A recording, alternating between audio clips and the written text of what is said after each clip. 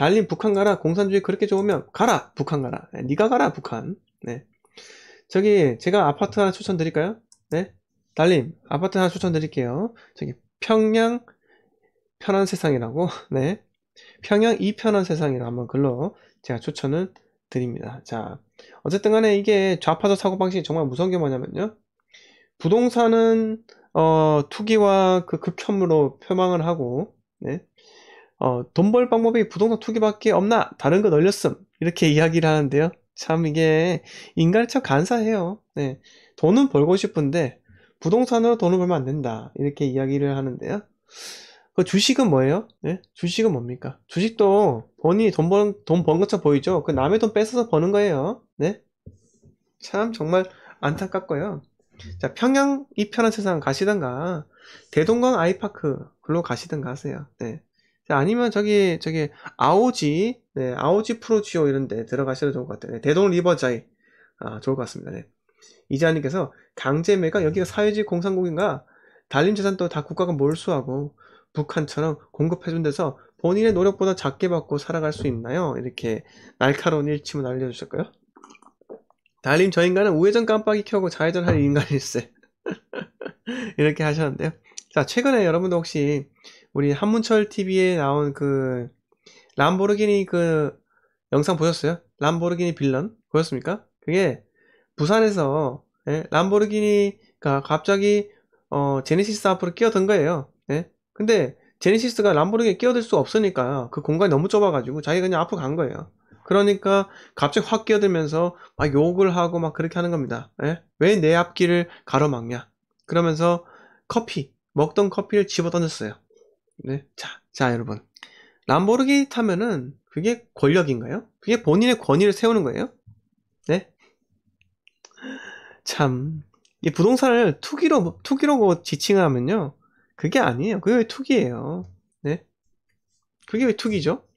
본인은 다주택자의 시장의 긍정적인 효과를 잘 모르시나 본데, 관종이에요, 본인도 어차피. 네. 다주택자가 집을 사야지 전월세가 생기는 거예요. 자, 다주택자가 없잖아요? 그러면 건설사에서 그 아파트를 누가 다 삽니까? 안 사요. 그럼 대한민국은요, 그냥 건설 경기가 죽어 있고, 그냥 어떻게 되느냐? 그저 그런 그냥 구축을 사는 겁니다. 예? 그쵸? 저기 라이트하우스 쪽에 가세요. 달리 그냥 라이트하우스 가서 이렇게 박수 치고, 맞죠? 이재한님께서 이렇게 말씀하다시피 라이트하우스 가서 그냥 놓으시면 되죠. 네. 주식도 투기입니다. 네, 남의 돈 뺏는 게 주식이죠. 그러면서 맨날 공매도한 당해가지고 돈 많이 뺏기잖아요. 네. 새 집이 많아져야 됩니다. 자, 우리가 지금 제가 늘 말씀드리잖아요. 이거 제가 한 말 뭐 다른 유튜버들도 좀 인용을 하는 것 같은데 누구라고 말을 안 할게요. 자, 근데 집을 갖고 있는 소유자들 있잖아요. 이 사람들이 집을 그래도 좀 저렴하게 팔려고 하면은 그 사람에게 명분을 만들어줘야 되는 거예요. 아니, 내무부 장관에게 그래도 윤허를 받을 수 있는 명분을 만들어줘야 되잖아요. 네. 자, 저 같은 경우 그래요. 우리 와이프한테 집으로 이사 가자. 왜 이사 가냐, 멀쩡한 집 놔두고. 이 집으로 이사 가면은 브랜드 때문에 우리가 삶이 훨씬 더 윤택해진다. 주위 시선들 무시 못 하잖아. 그런 게 첫 번째. 두 번째, 아니 지금 사는 집은 고작 월패드에 엘리베이터 호출 기능이 있어. 근데 이사 가는 집은 현관문 앞에도 엘리베이터 호출 기능이 있대. 이렇게 해서 이사 가는 겁니다. 물론 여러분, 제가 하나 알려드릴게요. 여러분들 집 안에 월패드 있고 엘리베이터 호출 기능이 있는 데 있죠. 근데 현관문 앞에 그 엘리베이터 호출 기능이 없는 데가 있어요. 그냥 단순히 뭐죠? 가스랑 전기만 차단하는 그게 있습니다.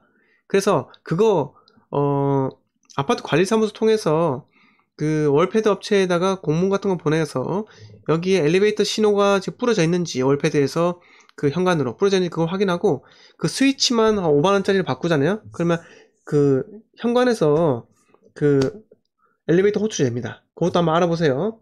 네. 그래서 혼자 움직이지 마시고, 만약에 우리 집에 월패드에만 엘리베이터 호출 기능이 있다 라고 하면요, 아파트 입대에다가 한번 이야기를 하세요. 그렇게 하면 전체 아파트 그 공사 일정을 잡을 수가 있거든요. 네, 그런 것도 한번 생각 한번 해보세요. 자, 그리고 자. 레발랑도르님께서 네, 오랜만입니다. 다주택자 없으면 지방발령 나서 근무해야 하는데 전세 월세 누가 공급하냐? 이렇게 맞습니다. 네, 맞는 말씀이시죠. 네. 자, 그리고 이렇게 말씀을 드렸고 자, 그래서 이게 여러분들 한번 다 읽어보세요. 읽어보시고 자, 둔촌주공 12,000세대 이문도 7,400가구 밀렸다 서울 분양 쏟아진다고 합니다. 내년 민간 아파트 공급 60% 늘어난다 이렇게 했고요.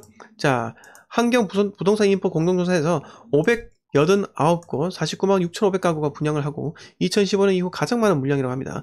공급 가뭄 극심했던 서울서도 둔촌 주공 등 5만여 가구 예정이라고 해요. 근데 여러분들 뭐 9억 이상 지금 중도금 대출이 안 된다고 하잖아요. 근데 실질적으로 시행사에서 담보대출 또는 시행사에서 보증을 서서 9억 이상 또 후불 이자로 한다고 해요. 네, 그렇습니다.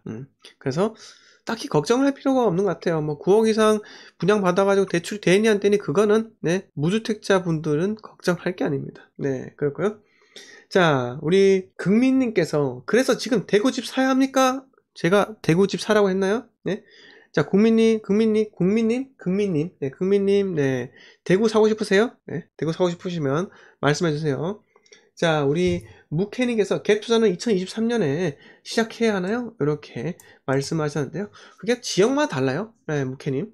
사야 할 지역이 있는 거고 사지 말아야 할 지역이 있는 겁니다. 그래서 저는 사야 할 지역에 대해서 여러분들께 이야기를 하는 거고 보수적으로 투자를 해라 라고 말씀을 드리는 겁니다. 자, 그래서 제 멤버십 가입을 하시면요 매주 토요일 밤 10시에 멤버십 전용 라이브 방송 하거든요. 그때 여러분들의 자산 포트폴리오 이야기를 진솔하게 할 수가 있고 그리고 또 투자 이야기 주로 합니다.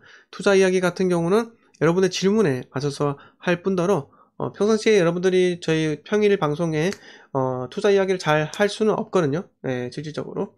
그러면은 멤버십 방송 들어오셔가지고 멤버십 가입, 구독료 가입 버튼 네, 월 4,990원입니다. 극민님 네, 멤버십 가입하셔가지고 저랑 같이 대구 투자에 대해서 이야기해보는 거 어떻습니까? 네, 이렇게 말씀을 드릴게요. 자, 토이푸들님 반갑습니다. 자, 초원력 힐스테이트 청약 어떤가요? 6개월 전매로요. 자, 초원력 한번 검색을 해볼까요? 자, 네이버 지도. 자, 요새 경기도 광주라는 지역이 네, 뭐 곤지암 여기 있잖아요. 여기에 곤지암 하니까 약간 여고 괴담이 떠오릅니다. 왜 떠오르는지 잘 모르겠는데 옛날에 그 공포 영화로 곤지암 뭐 나오지 않았나요? 네. 하여튼 간에 이 초원력 힐스테이트 여기에 보시면요. 자, 경기도 광주라는 지역이 여기 있잖아요. 경기 광주역이 여기 있고, 네, 집값 많이 올랐어요. 근데 경기 광주라는 지역이 많이 올랐던 이유가 이 판교랑 접근성이 상당하다는 거죠. 그래서 여기 광주에 살아가지고 경기 광주역에서 지하철 타면요, 뭐 어떻게든 경강선 타고 가면 간다는 거죠. 네, 간다는 겁니다. 그래서 판교 라이프를 누릴 수 있다라고 해서 그동안 집값 쌌는데 많이 올랐다는 거죠. 네, 그래서 뭐 여기에 분양을 받으면 좋을까요? 라고 하십니다. 근데 저는 그렇게 생각합니다. 청약은 당첨되면 좋아요. 곤지암 정신병원 토이푸들님 지금 초원력 힐스테이트가 6개월 전매예요.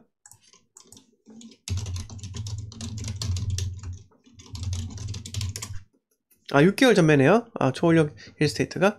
자, 100% 추첨제 하세요. 일단 하시고 저 같으면요 합니다. 네, 자, 금액을 볼까요? 분양가.